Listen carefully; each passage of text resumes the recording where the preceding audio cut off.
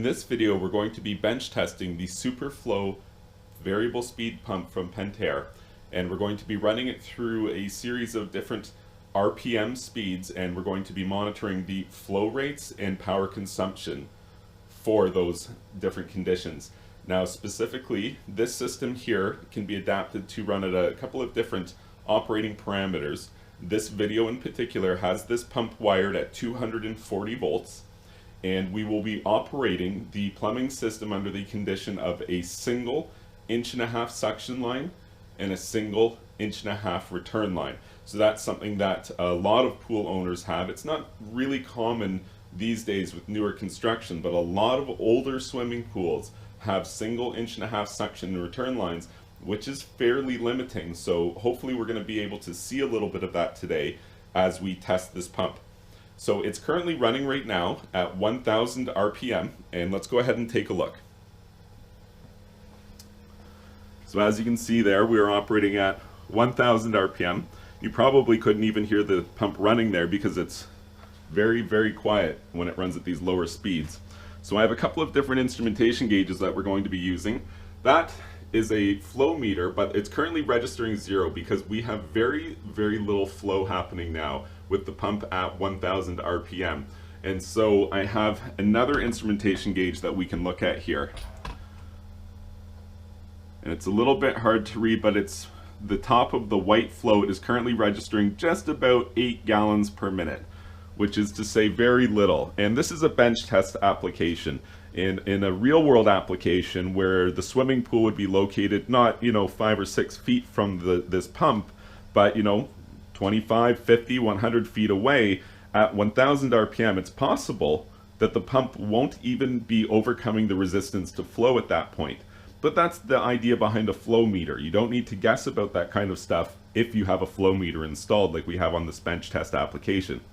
So getting started here, for 1000 RPM, what we can see is that the pump is drawing just over 1 amp on this 240 volt installation. The important number to pay attention to here as we do this testing is the number in the top right corner.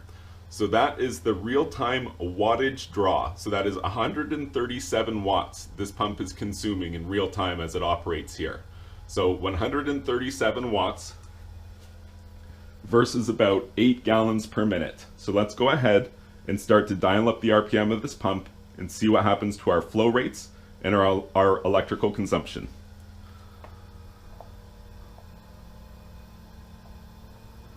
First thing we're going to do is just bump it up to about 1200. Exactly 1200. There we go. Okay, our high range flow meter has just started to bounce around there a little bit, but it's not actually moving yet. And over here, the low range flow meter is indicating that we're achieving approximately 12 gallons per minute. 12 gallons per minute is consuming 1.15 amps, 179 watts of power. Okay, let's go ahead and dial that up again. So we're at 1200. Let's go ahead and run that up to 1500.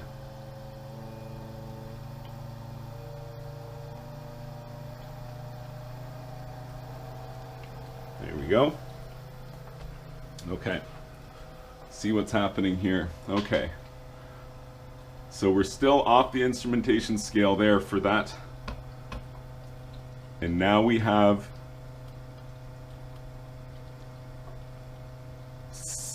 between 16 and 17 gallons per minute.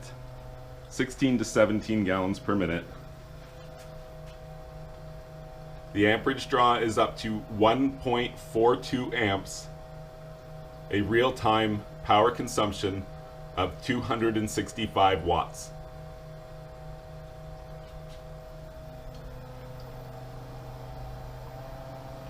I'm going to bring that up to 1750.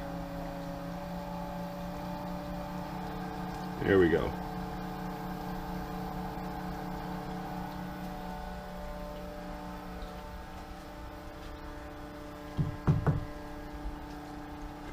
So what do we have here? We're now into the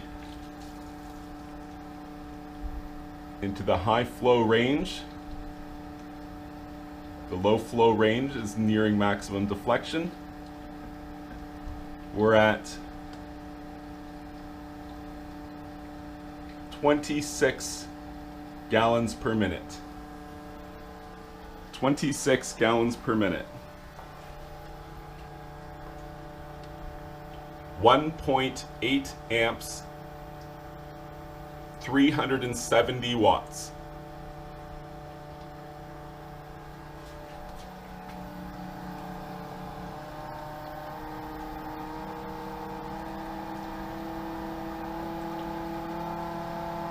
So we'll dial up to 2000 RPM.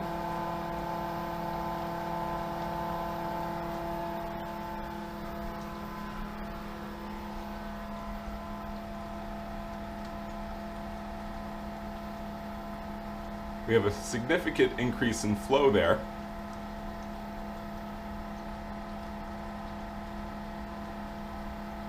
So that would be about 46 to 47 gallons per minute.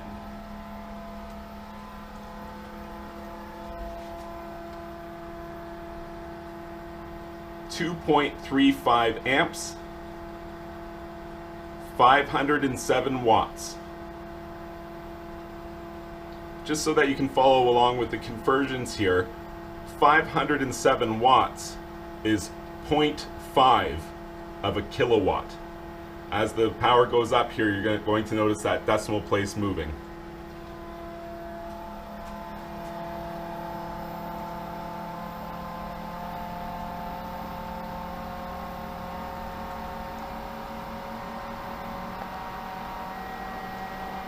Go with 2250 here and see what that looks like.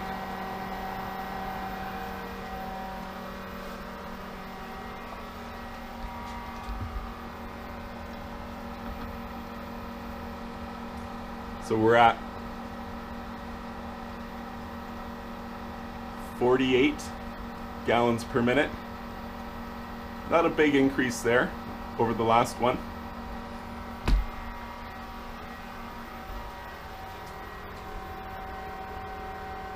But we're up to 3.1 amps, 688 watts.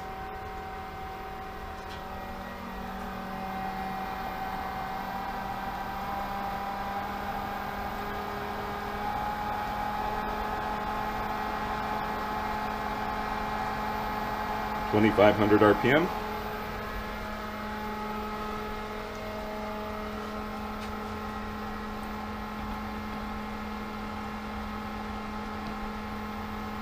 So I'm going to say that's probably 63 or 64 gallons per minute.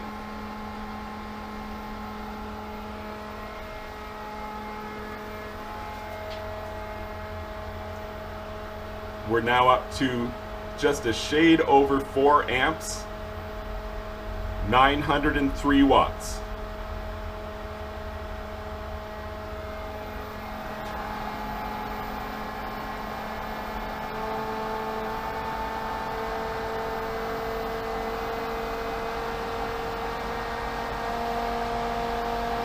.750 RPM.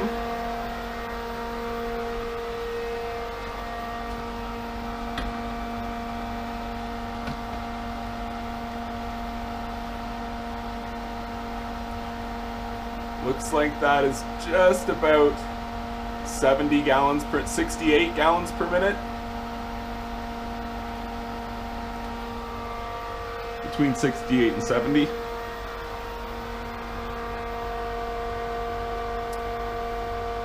.12 amps. Now you see with the power number there, it's kicked over. It's auto-corrected. We are now at 1.16 kilowatts of power. You'll start to see that number go up fast now.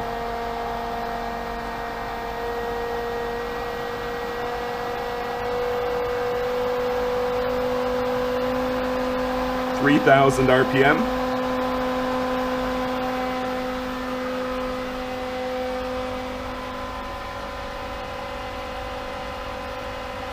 Still right around 70 gallons per minute. Not much in the way of increase there. And if you're wondering why that is, it's probably because 1.5-inch pipe kind of has a soft maximum beyond which it's very inefficient to move water quickly. And so I think we're nearing that maximum here. 6.48 amps, 1.48 kilowatts.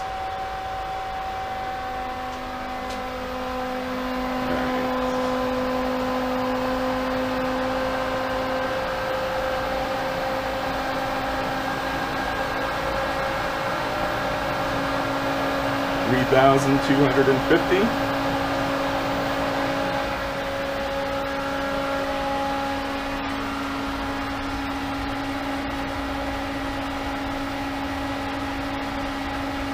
All right, so we've got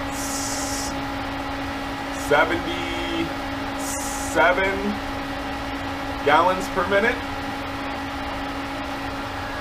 approximately 77. We are now at 8 amps draw, 1.84 kilowatts.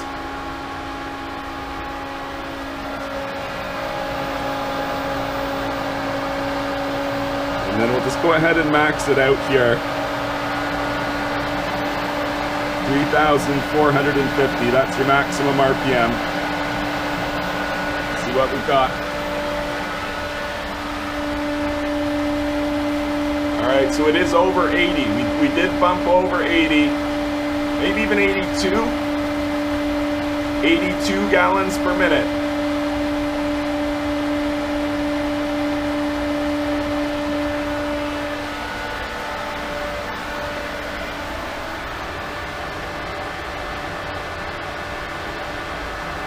.6 amps, 9.65 amps, 2.22 kilowatts.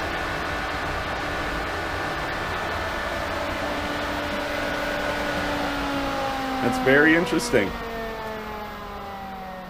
Even more interesting will be when we recreate these tests, changing some of the parameters, perhaps having 2 section lines instead of 1, or operating this entire system exactly as it is, but on 2-inch plumbing instead of 1.5 inch. I will also be interested to see what happens when we change the electrical connection from 240 volts to 120 volts. Is there any appreciable difference between the numbers? If you'd like to find out, then be sure to stay tuned and like this video and subscribe to my YouTube channel. And you can check out my website, swimmingpoolsteve.com.